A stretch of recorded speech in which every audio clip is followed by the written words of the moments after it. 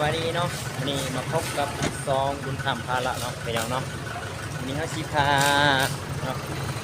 ชีพาเนาะไปเบิ่งตลาดครับวันนี้เนาะเขาจะไปซื้อเครื่องนี้เนาะนี่เขาชีพาไอ้ของเขาเนาะไปเบิ่งเครื่องในตลาดนี่เนาะแล้วก็เตรียมตัวที่ไปเวียกเนาะวันนี้ก็ไปซื้อเครื่องก่อนเนาะไปเบิ่งเครื่องในตลาดนะมันมีอย่างเดียวซื้อเนาะเขาชีพาไปเบิ่งก่อนนี่นะจะเป็นตลาดแถวเฮาอยู่พี่น้องเนาะยังสิพาไปเดินก่อนอันนี้แหละเนาะอยู่แถวตลาดยังสิพาไปเดินเนาะเป็นตลาดนี่จะเป็นตลาดแถวบ้านโนนสะอาดเนาะพี่น้อง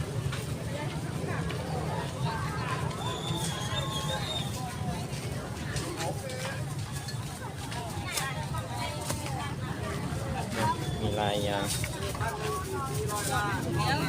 แมวเครื่องไปไว้แมวเครื่องโอ้มีมืดก็มาเอากี่มืดเอานี่หรอนี่ไปมาปากซื้อมานี่คือซาดนาเด้อสวัสดิ์มันถือซอยนี่จะของแซ่บๆเนาะนี่จะเป็นประเภทหมักใหม่เนาะนี่กล้วยใช่เนาะดูเบิ้งว่ามันมียังแน่เนาะเป็นประเภทหมักใหม่เนาะโซนอะไรที่อยากได้เนาะอะไรที่อยากกินอ๋อ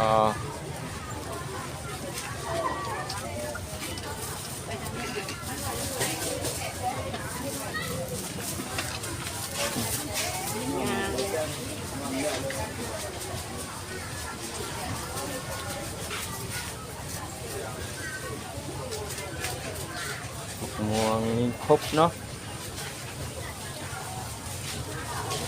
เนี่ยสิพาไปซื้อว่ามันมีอย่างแน่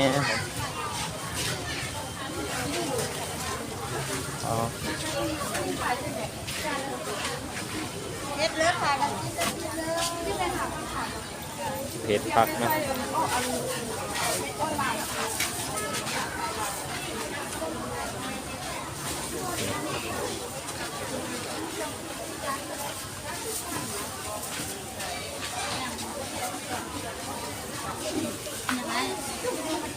การเตะบอลกระสอบนี่มัน10,000นี่นะเราทำโตแล้วทำได้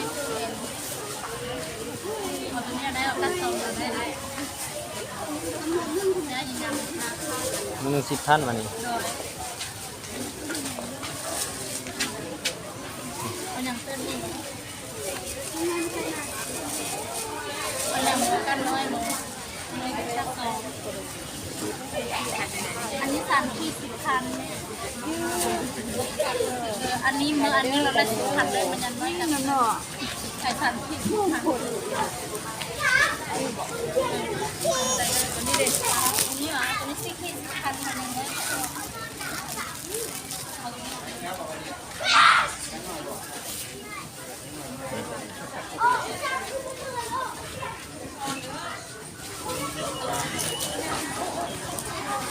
นี่จะเป็นโซนขายเครื่องประเภทผักเนาะพี่น้องเนาะนั่นจะเป็นขายประเภทผัก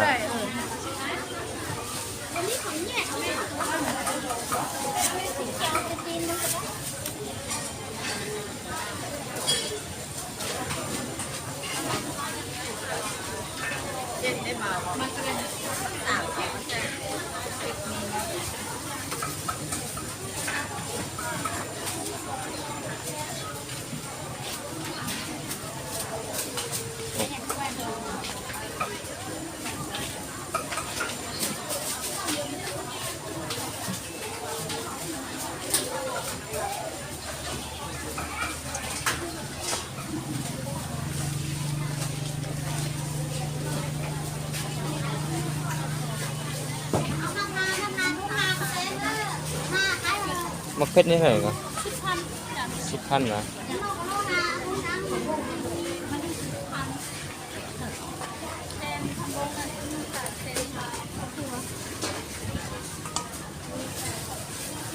ถ้าเอาน้อยเดียวไปได้ป่ะ5,000เอง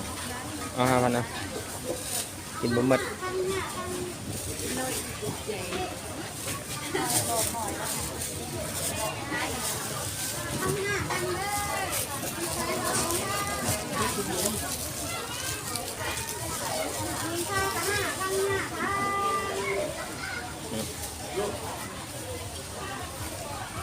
เจ๊